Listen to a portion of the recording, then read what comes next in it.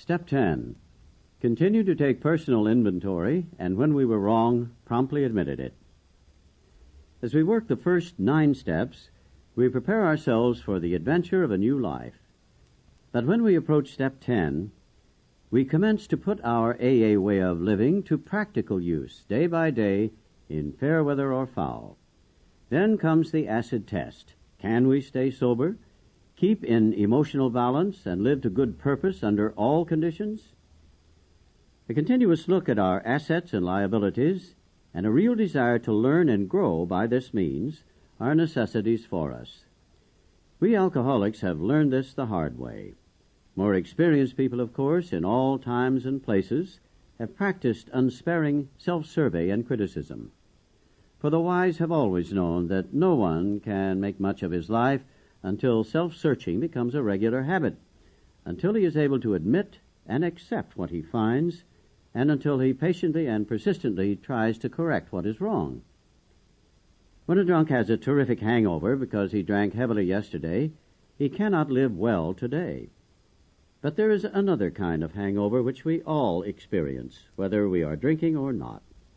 That is the emotional hangover, the direct result of yesterday's and sometimes today's excesses of negative emotion, anger, fear, jealousy, and the like.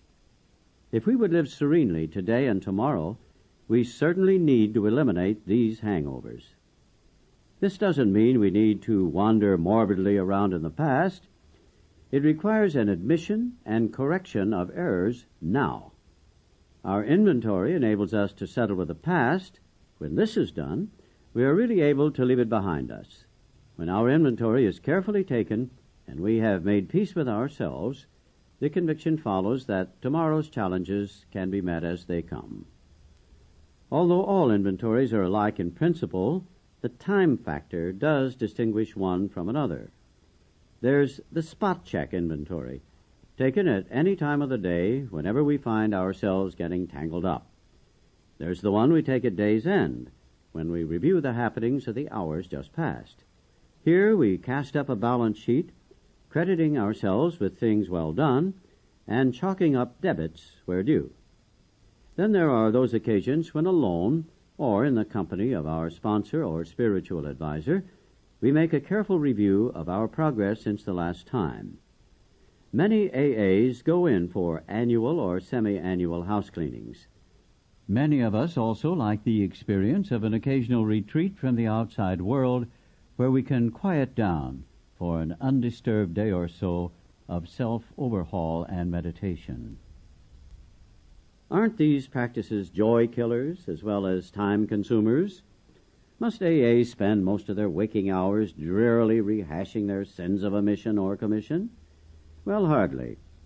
The emphasis on inventory is heavy only because a great many of us have never really acquired the habit of accurate self-appraisal. Once this healthy practice has become grooved, it will be so interesting and profitable that the time it takes won't be missed. For these minutes, and sometimes hours, spent in self-examination are bound to make all the other hours of our day better and happier. And at length, our inventories become a regular part of everyday living, rather than something unusual or set apart. Before we ask what a spot check inventory is, let's look at the kind of setting in which such an inventory can do its work. It is a spiritual axiom that every time we are disturbed, no matter what the cause, there is something wrong with us. If somebody hurts us and we are sore, we are in the wrong also. But are there no exceptions to this rule? What about justifiable anger? If somebody cheats us, aren't we entitled to be mad? Can't we be properly angry with self-righteous folk? For us of AA, these are dangerous exceptions. We have found that justified anger ought to be left to those better qualified to handle it. Few people have been more victimized by resentments than have we alcoholics. It mattered little whether our resentments were justified or not. A burst of temper could spoil a day, and a well-nursed grudge could make us miserably ineffective. Nor were we ever skillful in separating justified from unjustified anger. As we saw it, our wrath was always justified. Anger, that occasional luxury of more balanced people, could keep us on an emotional jag indefinitely. These emotional dry benders often led straight to the bottle. Other kinds of disturbances, jealousy, envy, self-pity, or hurt pride, did the same thing. A spot check inventory taken in the midst of such disturbances can be a very great help in quieting stormy emotions. Today's spot check finds its chief application to situations which arise in each day's march. The consideration of long-standing difficulties had better be postponed, when possible, to times deliberately set aside for that purpose. The quick inventory is aimed at our daily ups and downs, especially those where people or new events throw us off balance and tempt us to make mistakes. In all these situations, we need self-restraint, honest analysis of what is involved, a willingness to admit when the fault is ours, and an equal willingness to forgive when the fault is elsewhere. We need not be discouraged when we fall into the error of our old ways, for these disciplines are not easy. We shall look for progress, not for perfection. Our first objective will be the development of self-restraint. This carries a top priority rating. When we speak or act hastily or rashly, the ability to be fair-minded and tolerant evaporates on the spot.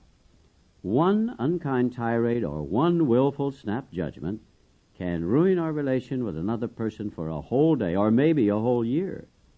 Nothing pays off like restraint of tongue and pen. We must avoid quick-tempered criticism and furious, power-driven argument. The same goes for sulking or silent scorn. These are emotional booby traps, baited with pride and vengefulness. Our first job is to sidestep the traps. When we are tempted by the bait, we should train ourselves to step back and think. For we can neither think nor act to good purpose until the habit of self-restraint has become automatic. Disagreeable or unexpected problems are not the only ones that call for self-control. We must be quite as careful when we begin to achieve some measure of importance and material success, for no people have ever loved personal triumphs more than we have loved them. We drank of success as of a wine which could never fail to make us feel elated. When temporary good fortune came our way, we indulged ourselves in fantasies of still greater victories over people and circumstances. Thus, blinded by prideful self-confidence, we were apt to play the big shot. Of course, people turned away from us, bored or hurt. Now that we're in AA and sober and winning back the esteem of our friends and business associates, we find that we still need to exercise special vigilance. As an insurance against big shotism, we can often check ourselves by remembering that we are today sober only by the grace of God, and that any success we may be having is far more His success than ours. Finally, we begin to see that all people, including ourselves, are to some extent emotionally ill, as well as frequently wrong. And then we approach true tolerance and see what real love for our fellows actually means. It will become more and more evident as we go forward that it is pointless to become angry or to get hurt by people who, like us, are suffering from the pains of growing up.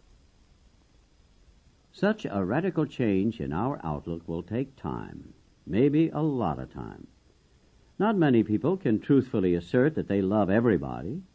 Most of us must admit that we have loved but a few, that we have been quite indifferent to the many so long as none of them gave us trouble, and as for the remainder, well, we have really disliked or hated them. Although these attitudes are common enough, we AAs find we need something much better in order to keep our balance. We can't stand it if we hate deeply. The idea that we can be possessively loving of a few, can ignore the many, and can continue to fear or hate anybody has to be abandoned, if only a little at a time. We can try to stop making unreasonable demands upon those we love. We can show kindness where we had shown none. With those we dislike, we can begin to practice justice and courtesy, perhaps going out of our way to understand and help them. Whenever we fail any of these people, we can promptly admit it to ourselves always, and to them also when the admission would be helpful. Courtesy, kindness, justice, and love are the keynotes by which we may come into harmony with practically anybody. When in doubt, we can always pause, saying, "Not my will, but thine be done." And we can often ask ourselves, am I doing to others as I would have them do to me today? When evening comes, perhaps just before going to sleep, many of us draw up a balance sheet for the day. This is a good place to remember that inventory taking is not always done in red ink. It's a poor day indeed when we haven't done something right. As a matter of fact, the waking hours are usually well filled with things that are constructive. Good intentions, good thoughts, and good acts are there for us to see. Even when we have tried hard and failed, we may chalk that up as one of the greatest credits of all. Under these conditions, the pains of failure are converted into assets. Out of them, we receive the stimulation we need to go forward. Someone who knew what he was talking about once remarked that pain was a touchstone of all spiritual progress. How heartily we AAs can agree with him, for we know that the pains of drinking had to come before sobriety and the emotional turmoil before serenity. As we glance down the debit side of the day's ledger, we should carefully examine our motives in each thought or act that appears to be wrong.